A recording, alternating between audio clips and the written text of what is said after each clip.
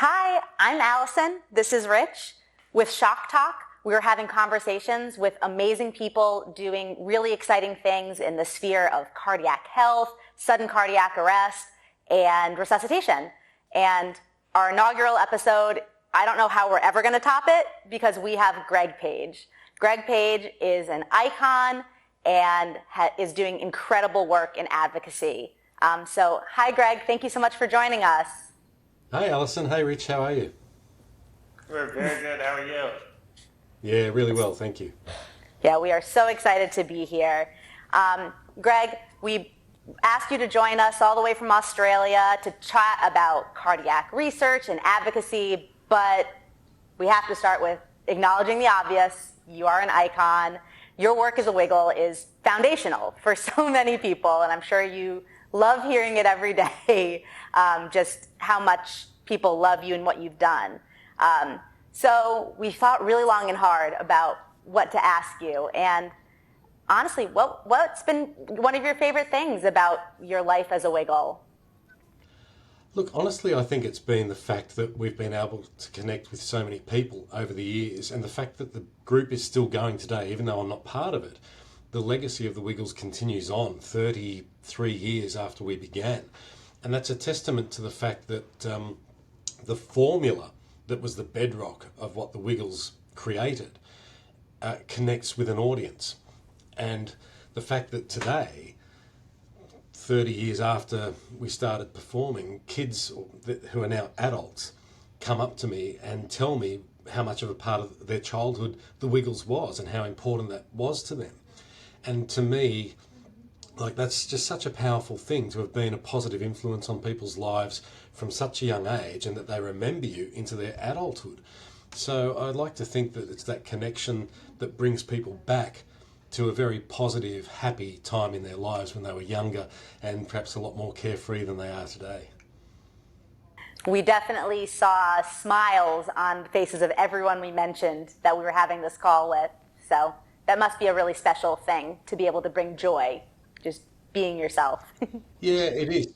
It is. It's one of those things that's probably, I was going to say it's rare, and it kind of is, I guess. You know, a lot of businesses or commercial enterprises are deemed to be commercial or just a business. But I think there's something really wholesome and good-natured and good-hearted about what the Wiggles do. And I think people recognise that. Yeah, it's a business, it is commercial, but it only became successful because there was a real heart about what we did and what we created and why we created it. We wanted to create something that's really powerful and really beneficial to children and connect them with who they are through music and educate them about the world through what we can teach through music. And I think that really shines through. Amazing. Well, speaking of heart, we are here to talk about your cardiac journey. Would you be able to share with us a little bit about your cardiac history?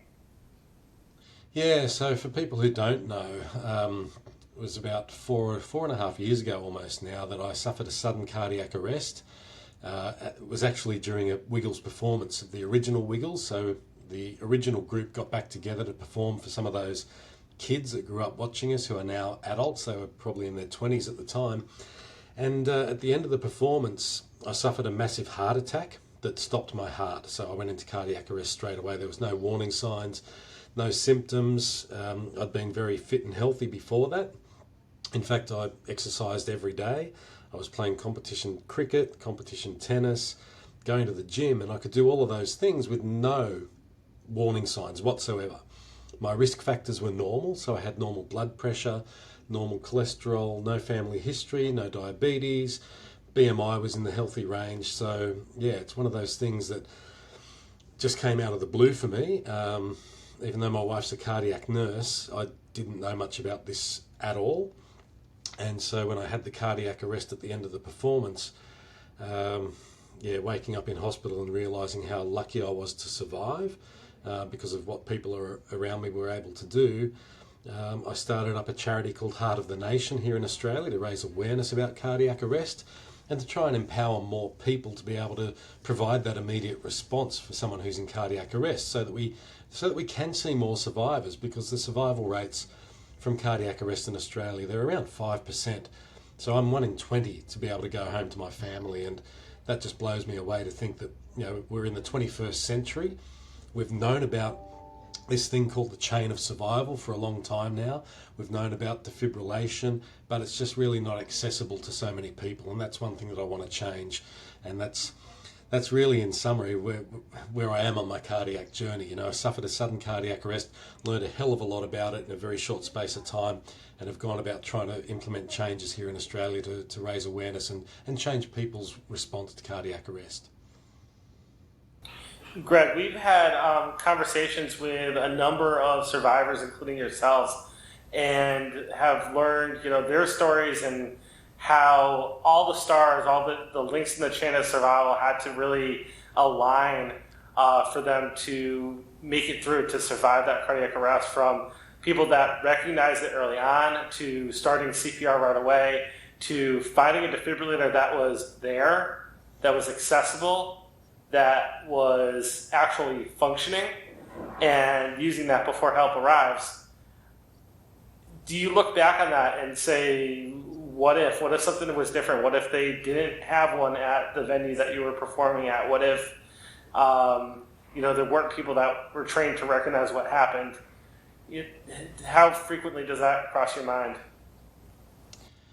Not very frequently, luckily. I don't dwell on that at all. I'm well aware of all those things, and it's so true what you just said, right? There's so many things that need to go right for somebody to survive a sudden cardiac arrest.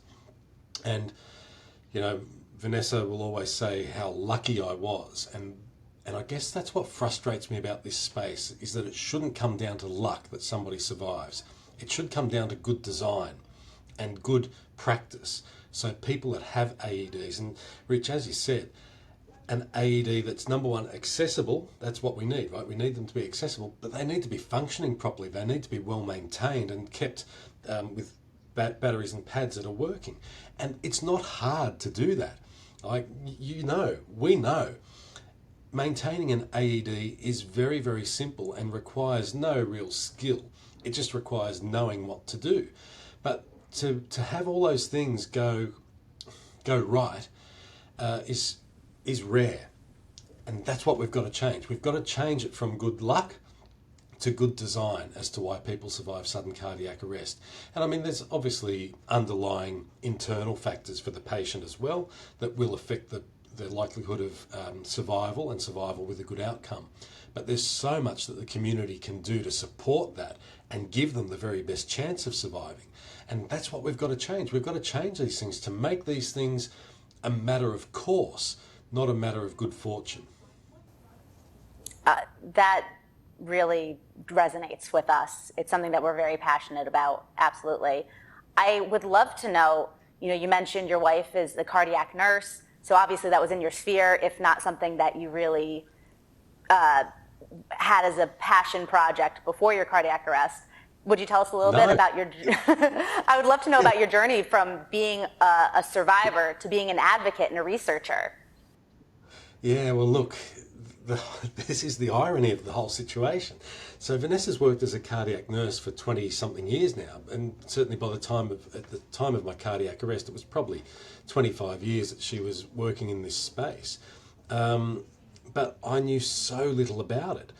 And I guess it's partly because she works in what they call a cardiac catheter lab, where they take patients who need to have stents put into their arteries in their heart to open them up so that people don't have a heart attack. Or I guess in my case, I had the heart attack that caused the cardiac arrest, and I needed to have those stents put in. And those emergency cases that Vanessa would talk about, so like a case like myself, I come in through emergency, and she, I guess because it's so much a part of her world, she never had really spoken to me about the fact that these emergency cases may have been people who had cardiac arrests in public and needed to be resuscitated by somebody before they could even get to the cath lab to have their arteries opened up. So I knew very little about this space. However, waking up in hospital, and it's kind of weird. I remember so little about the whole experience of having the cardiac arrest and the procedure of what followed. But one thing that's very clear in my mind is Vanessa by my bedside in the emergency department and me being totally confused about what had happened and where I was. And I said to Vanessa, I said, what happened? Do you know what's happened? And she said, you're having a massive heart attack.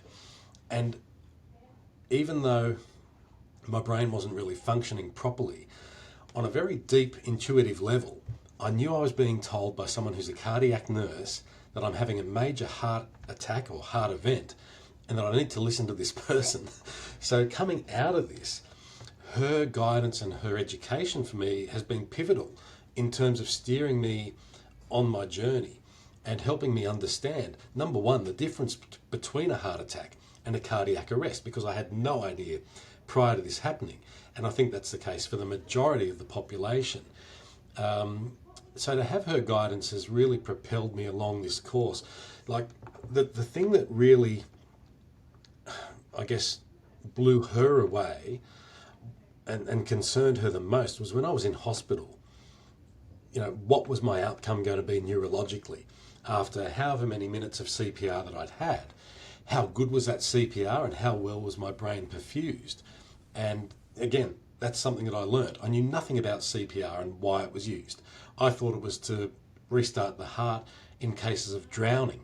I didn't know it was used if people dropped dead in the street or in the shops or whatever it might be. So I had a lot to learn. I learned it very quickly with the help of Vanessa, and I did do a lot of reading and research as well, because I think when you survive something like this and you know how lucky you are, and you know that you have a public profile that you could probably throw your weight behind this issue and raise awareness, I just felt compelled to do something. So one of the first things I did was do a lot of reading about this and learning about what the solutions are and why the solutions are not more prevalent in society to begin with.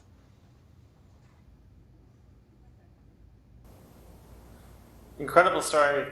Thanks for sharing how you went from that such significant event to becoming an advocate and being able to take your passion from being an educator to what you're doing today. Now, when you started Heart of the Nation, what was the mission or the premise that you had behind that to really get out there and get people to know about cardiac arrest and survival? Look, I think there was really two main things that I wanted to achieve with Heart of the Nation. And like I said, knowing nothing about this space to knowing something. And one of the biggest things I learned is that any attempt at resuscitation is better than no attempt. Now, I'm not going to sit here and say that learning CPR is not beneficial. Of course it is, because a good attempt is better. But I often think back and think that if it had been somebody else who collapsed in front of me, what would I have done?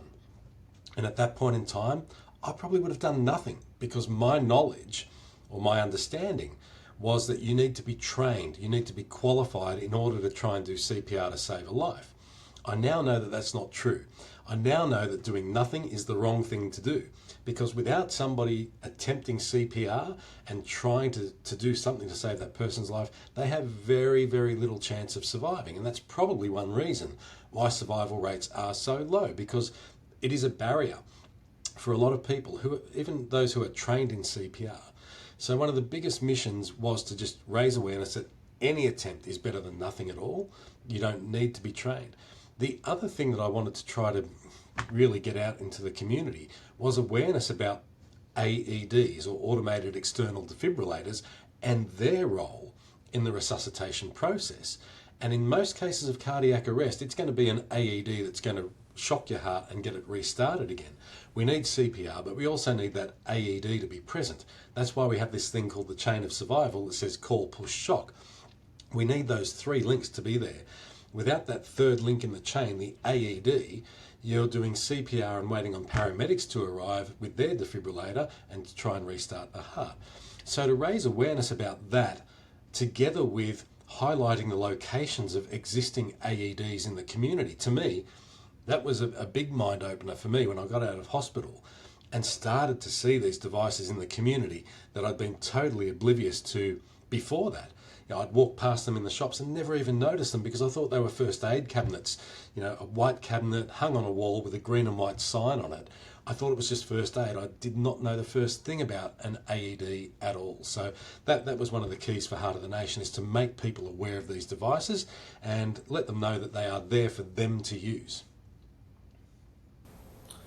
And we'll talk a little bit more about the color and the symbolism of the signage in a moment.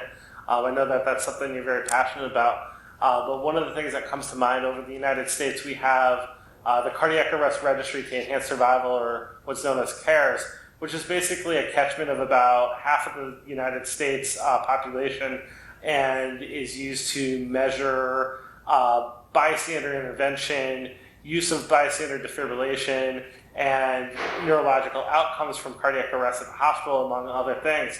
What sort of data collection is done in Australia so that you're able to measure and learn from what needs to be improved upon, and what metrics move the most when you come up with certain tactics?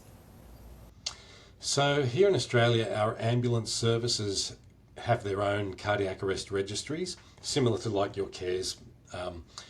But I think it's a tough one, and I don't want to sound like I'm being critical in a bad way. I want to sound like I'm being critical in a way that hopefully might help. I think and I'll call myself a layperson because I am, but I'm somebody who understands data. And when I look at these registers, sometimes the data doesn't seem to actually correlate and make sense in a way that we can actually interpret it to be able to decipher it and implement strategies from it. And that's a messy answer. But the point is this: the data is being collected to the best of the ability of paramedics who are on scene trying to save a life.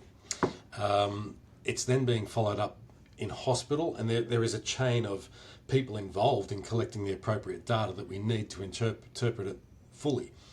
And I think the problem is that by the time it gets down to the end of that chain of people interpreting data, some of the facts around the situation when it happened may be lost or misinterpreted, and I think we don't always get a full picture.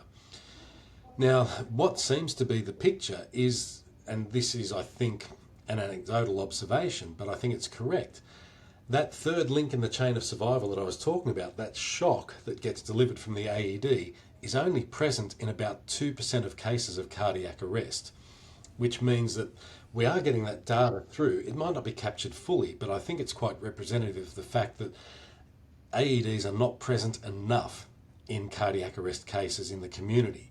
And we know that delivering that shock from an AED within the first 3 to 5 minutes can result in vastly increased survival rates. So to your initial question, Rich, some of the data that gets collected here in Australia by Ambulance Victoria is very detailed and very granular, to the point where they can say that if a bystander delivers a shock with an AED within the first 5 minutes, the survival rates have been as high as 67%, right? So if you've got a shockable patient and you place the AED on them within 5 minutes, 67% of those patients survive. Now that data is so powerful because it tells us that having more AEDs in the community with more people who can access them and are confident to use them within that rapid time frame, that will result in more survivors. And we all know that we're not going to save every life of somebody who's in cardiac arrest. There's a whole lot of reasons why that won't be the case. But the data tells us that with more people who are able to call, push, shock, and have access to that third link in the chain of survival, we will see more survivors, and we won't have 5% survival rate. Hopefully we can double that and get to a 10% survival rate. Amazing. I would love to know, you said it's been about 4.5 years since your actual arrest, and I believe about 4 years since the foundation of Heart of the Nation. Yep. Have you found any efforts that have moved the needle in the brains of Australians? There's so much going on in this space and so many people working on things. So one thing, and we're yet to see if it's going to move the needle, but there's one state in Australia that's the first state to pass legislation on having AEDs making them mandatory in government buildings, in public places and public buildings. So, commercial buildings will be the second phase of that rollout. So we get to see if that's going to shift the needle, but I can't help but think that it will, because part of the legislation is not just to make sure that the AEDs are in the community in these places, but the government must do a public awareness campaign to make sure that people know about them and know how to use them. So it isn't just about proliferating these devices and putting them in the community. It's everything that Rich spoke about earlier. It's making sure that all those sequence of events can be acted out by a lay responder who knows that it's there, who can access it when needed, that it is actionable or operational at the time that it's needed, and that the user has the confidence to turn it on and get it going and fulfill the process. So the legislation goes towards meeting all of that criteria. We just have to see if it does shift the needle, but I think it will. And then I think after that, I think other states will follow. So we'll have New South Wales, Queensland, Victoria, all the other states and territories will follow that. And I think that's one big thing in terms of shifting the needle. Other initiatives, I mean, you probably have heard of the Good Sam app, where they have responders go to cardiac arrest events. I think that probably it's definitely resulted in lives saved. But unfortunately, coming out of COVID and those kinds of things, through that period of COVID, there was a real decline in survival from sudden cardiac arrest because our paramedics were just under the pump. I mean, as they were all over the world, but also bystanders were just not responding to cardiac arrests as appropriately as they could have been in other times. So I think we're kind of coming out of that little dip from survival in cardiac arrest through COVID, and we're on the upward trend again now. And I think collectively, there are so many good people working in this space with good initiatives that we will see that uptick in survival. And I think if we turn our minds to one of the studies that came out of Denmark some time ago, it was through that period from 2005 to 2010, when they implemented a range of measures, including teaching of basic life support in school, proliferating more AEDs in the community, having an AED register, together with making it mandatory to do a first aid course or basic life support course before you get your driver's license. These kinds of measures, if we start implementing those, we will see increases in survival rate, because I think one of the biggest barriers is just that lack of knowledge about what is sudden cardiac arrest, and the fact that when somebody's in front of you who needs your help, you have permission to help them. Do something. Anything's better than nothing. And giving them the skills through basic life support training through school or before you get your driver's license, anything that we can do to support people in becoming that responder is going to be of benefit. There's so many challenges there you shared and opened up. And we see a lot of those same challenges here in the United States with many of our states have required school districts to now teach CPR as part of seniors, graduating. It's a requirement for them to do so. But it's not every state. And we're only just now starting to see some legislation coming forward that really tackles AED placement for youth athletics and youth sports. Because, in many cases, that defibrillator is inside the school building locked up, where no one's able to get it if there's an emergency that happens on the field.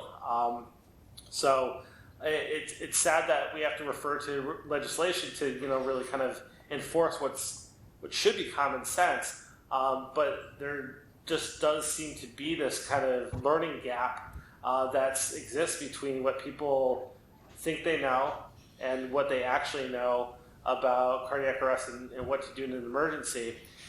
Some enclosures, some indoor AD cabins that we see still in the United States say trained rescuers only, right on the front.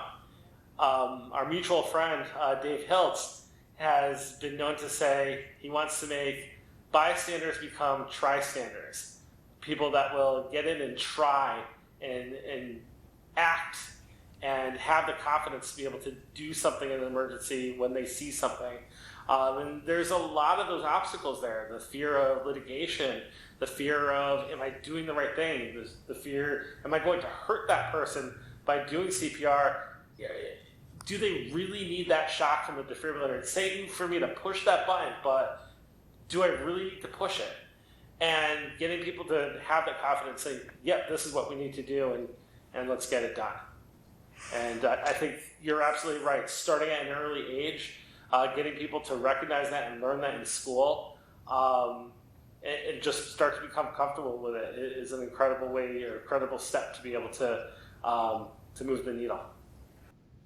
Yeah, I think it really just comes down to, on the first level, awareness, right? So at Heart of the Nation, we talk about a funnel of education, and at the very top level, the broadest level, just needs to be awareness. So what is the problem? People who don't know that there is a problem with cardiac arrest, that's the biggest problem. So we know about cancer, we know about road toll, we know about a whole range of issues that pervade our society. But one of the biggest things people don't understand is that here in Australia, and it's much more, well, the rate of incidence is probably the same in the US, but the numbers are much greater because of your population. So here in Australia, it's about 26,000 Australians every year that will have a sudden cardiac arrest. I believe in the US it's about 350,000 or thereabouts. Right? Now, they're massive numbers. It's about 1 in 1,000 per head of population. That's, here in Australia, it's about 70 people a day that are having a sudden cardiac arrest, and 5% of those people survive. That's a massive number of people that die every year, and not all of them could be saved, but a lot more could be saved with everything that you've just spoken about, Rich. And this is the frustrating thing. So number one, we need to know there's a problem at the very top level. The next level down from that is educate people on what is the response and the fact that they are part of that solution. And I always say the solution is in your hands, like quite literally. The solution to saving lives is in your hands through CPR and being able to grab an AED and turn it on. It's a manual process that anyone can do. And you're right, you can't hurt that person. One of the things here in Australia, I don't know what it is like in the US, but here in Australia, we're lucky that we generally, in every state and territory, have what we call a Good Samaritan law, in that if you are a bystander who becomes a tristander, and I like that, Dave Hiltz, that's a good little quote. If you become a tristander, you cannot be sued for trying to help somebody, providing that you're acting in good faith and there's no negligence involved or maliciousness involved in your actions. If you are genuinely trying to help someone, you can't be sued because, quite frankly, when that person's heart has stopped beating, it doesn't get any worse for that person. All you can do is going to be something that may help them. So, yeah, these are all the things that we need to educate people on, and how to do CPR, and the fact that turning on the AED, it becomes your team leader.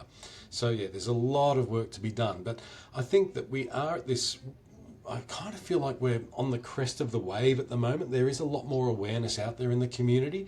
As you said, there's more states that are recognising this and implementing legislation in the US. There's more schools that are teaching it.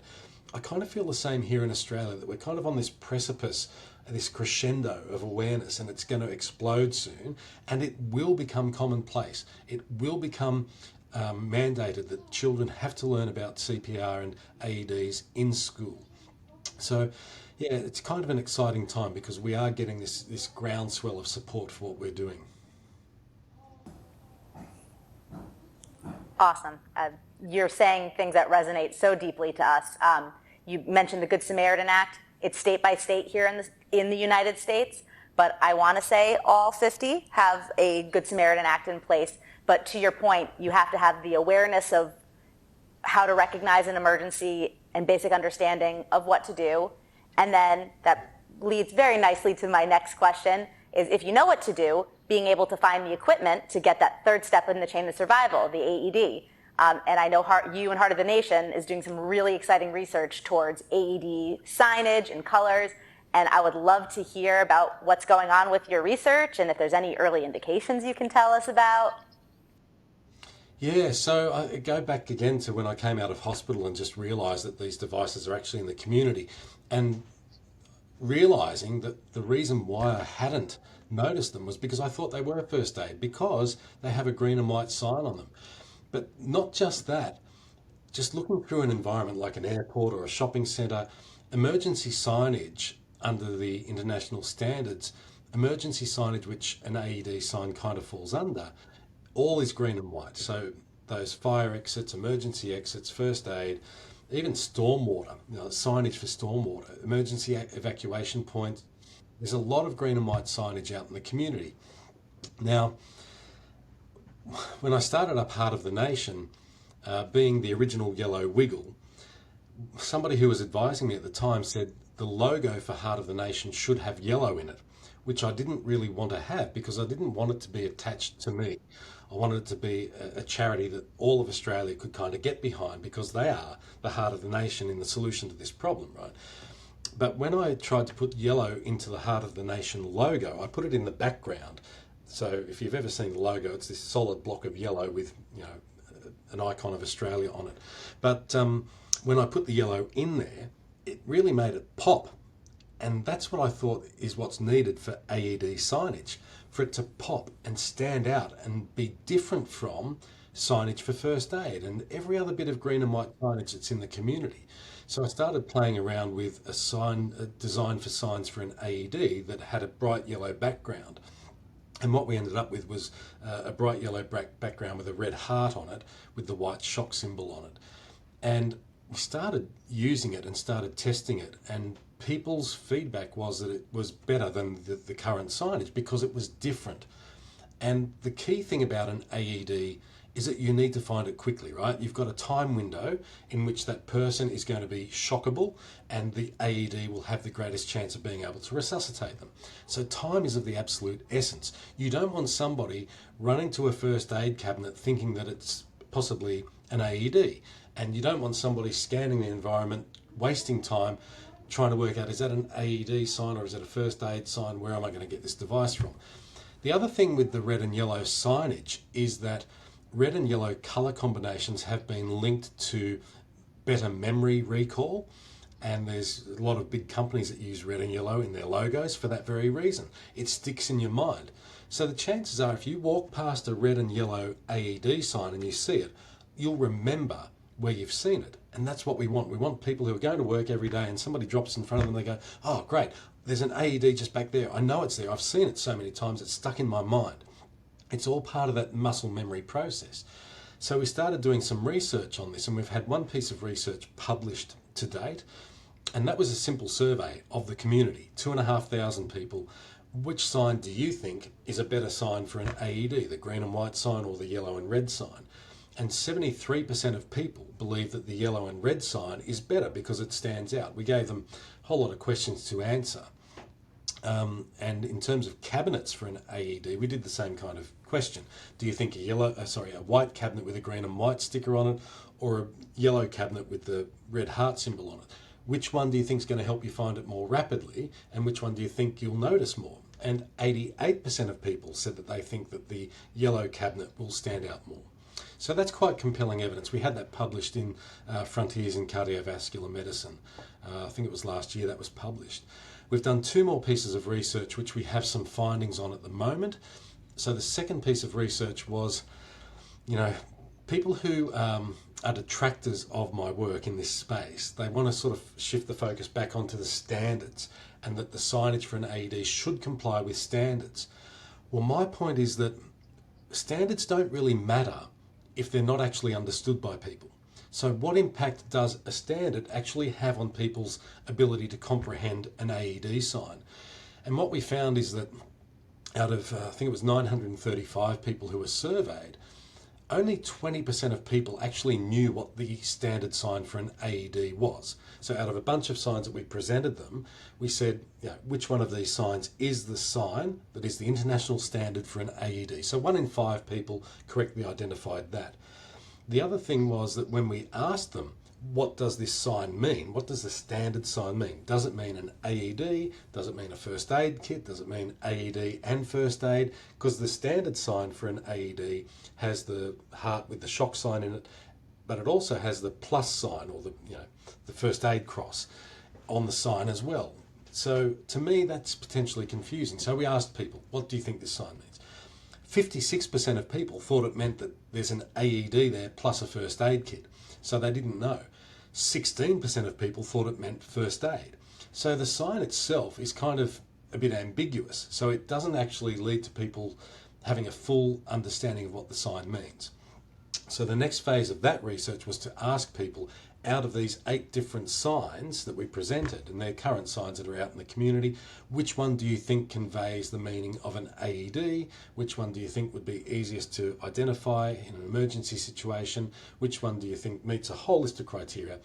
And the greatest number of people responded with the yellow and red sign, with a margin of 10%. So that was 27% of people believed that the yellow and red sign was going to fulfill all these criteria that we put to them. Then the third piece of research that we did was, okay, well, that's all well and good if people like this sign and they think it's going to be the best one, but which sign is actually going to help people find an AED more quickly? Because again, it comes back to time of response. So being able to find an AED sign more rapidly. And so we devised a game that people could play on the internet, and they're looking for the AED sign in a whole range of environments: indoor environments, outdoor environments, busy environments, quiet environments, whatever it might be. And we presented environments with 3 different signs. So the green and white sign, the standard sign, our yellow and red sign, plus also a sign that I believe is used heavily in the US, a white background with a red heart on it and black writing. So they were the 3 signs that we used. And again, the yellow sign came out on top in the research that we've done. It was the quickest sign to find, with a margin of about 2.5 seconds or thereabouts. So the one behind it, I think, was the green and white sign. So the yellow came out on top in both, or all 3 of those pieces of research. We have a family game where we basically do the same exact thing whenever we go into a building. Our kids, us, whoever spots it first wins the prize. I assume that you probably do something similar in your life. It's funny, the number of people that either work for Heart of the Nation or are involved with us or we've spoken to, the feedback we always get from them is, I now find myself looking for AEDs in the buildings that I go into. Where is the AED? Can I find it? And it's quite incredible, still the number of places where you have to actively look for it. It's not obvious. You have to go out of your way to go and find an AED. It just blows my mind, particularly in government buildings here in Sydney. So our New South Wales government, our health building, so the building that houses our health ministry, doesn't even have a proper AED sign. They've got some beautiful design that they've carved into a wooden door. And because it's carved into the door, it's not very obvious. So, it just blows my mind to think that, even our leading health authority here in New South Wales is not taking this subject seriously. They're taking aesthetics over, purpose of signage. And that we've got to change that. We have fire signage that's red and white throughout buildings because it makes sense to do it. Why should aesthetics come over saving lives? And I don't believe that it should. We don't do it for fire, we don't do it for other things. So for AED signage, it needs to be prominent, it needs to be visible, and it needs to be obvious. People need to be able to find these devices. I've played the game that you have on the Heart of the Nation website a few times, and I feel like I'm probably in the top 10 there.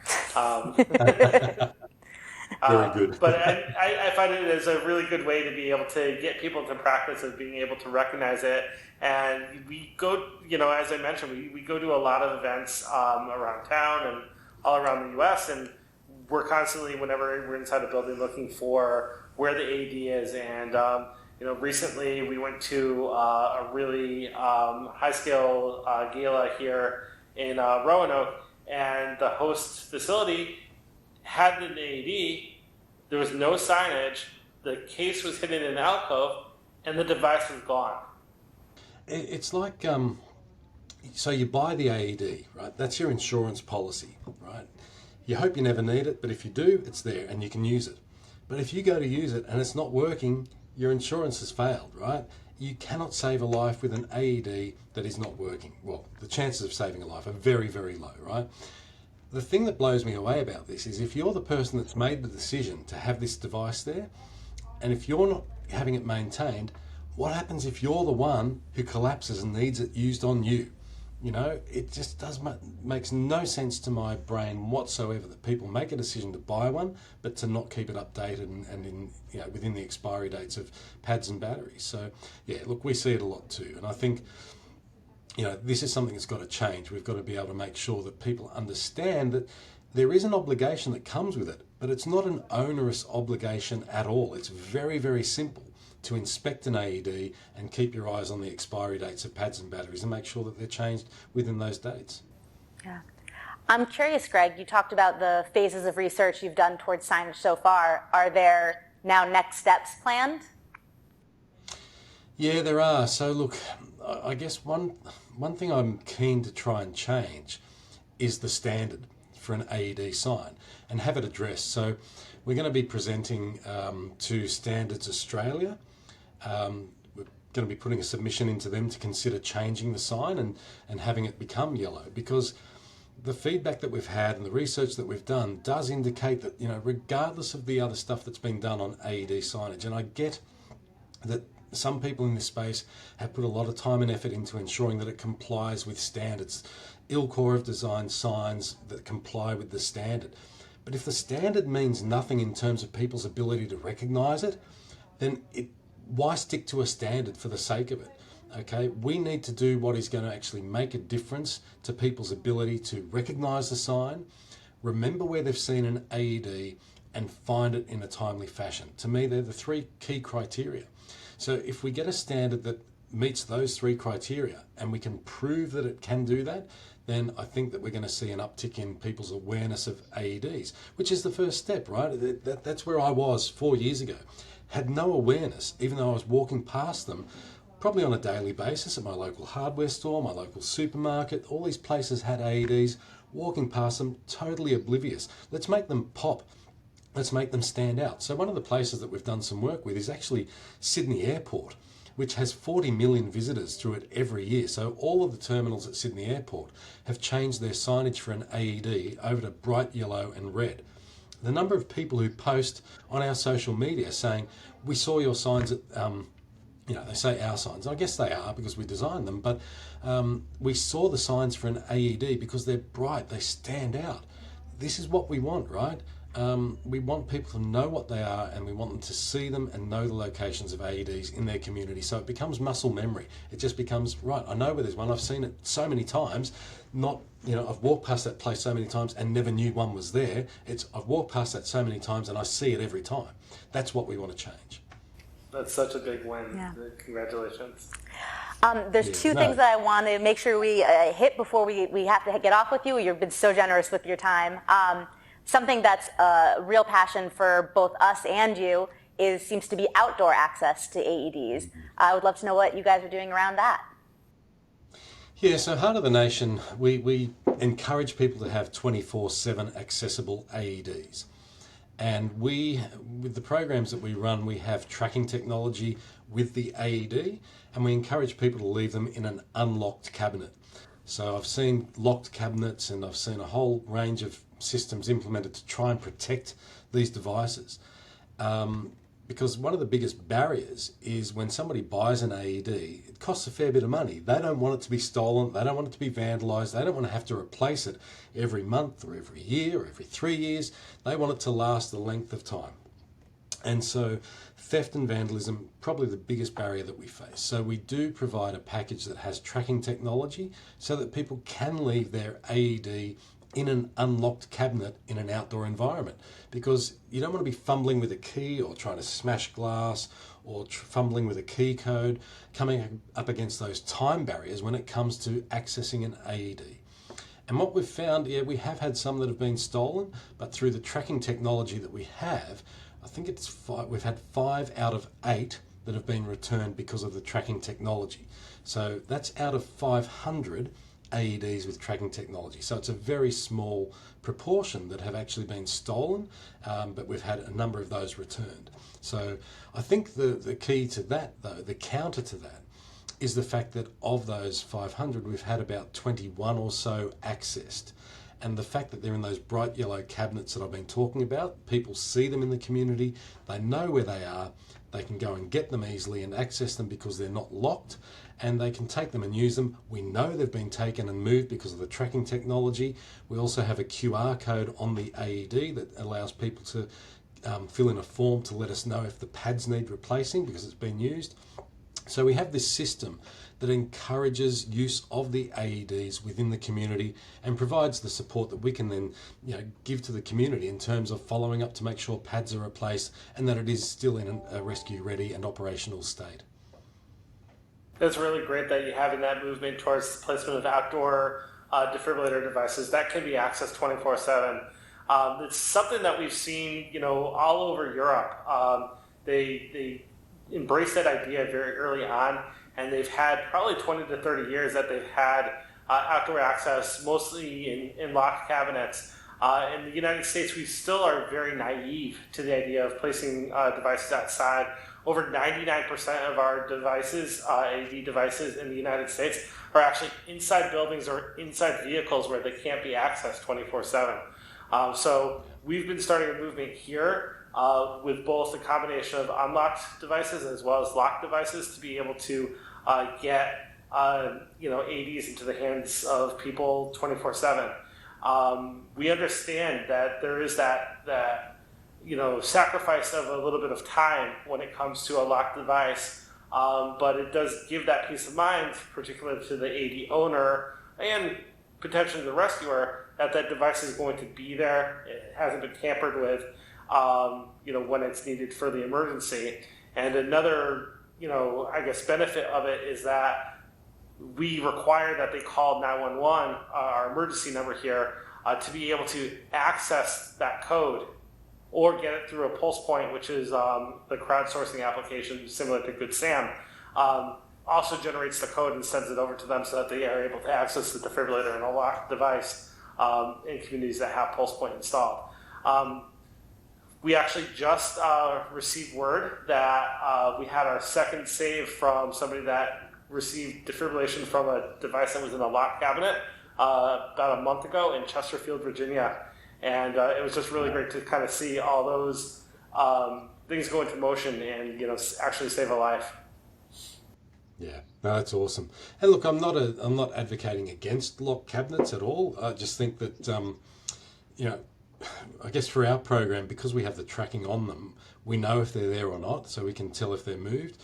So it removes that removes that requirement to try and understand if the device is there.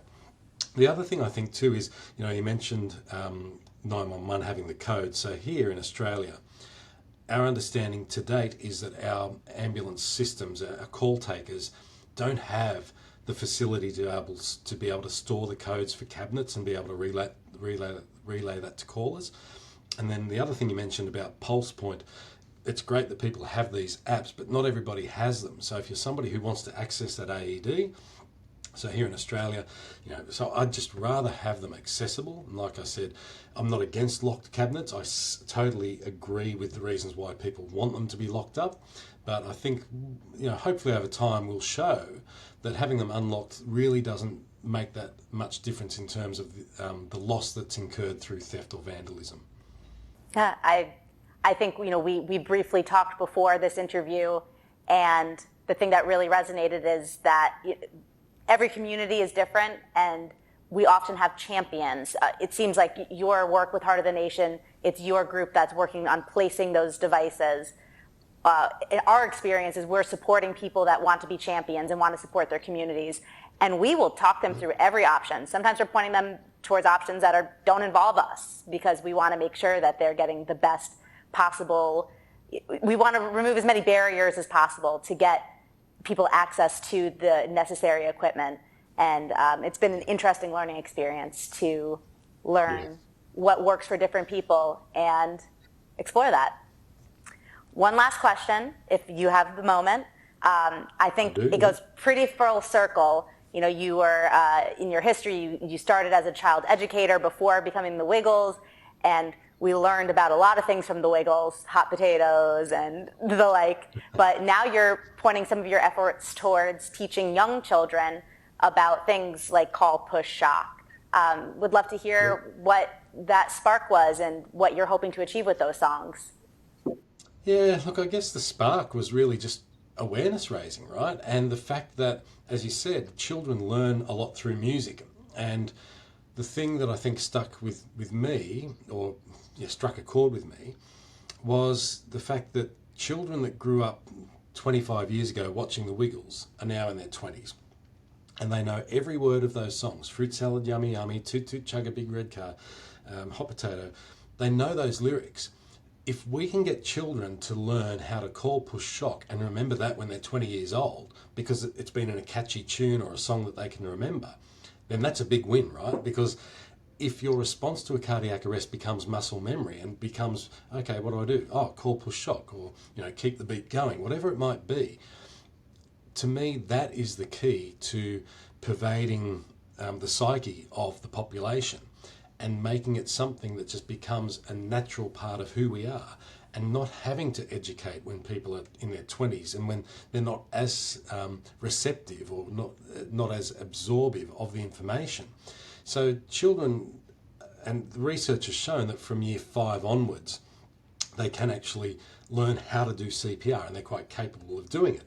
But we can get some of this messaging in much, much earlier, in preschool years, and children can actually become the educators of adults and parents and say, Mummy, Daddy, whoever it is, Grandma, Grandpa, did you know?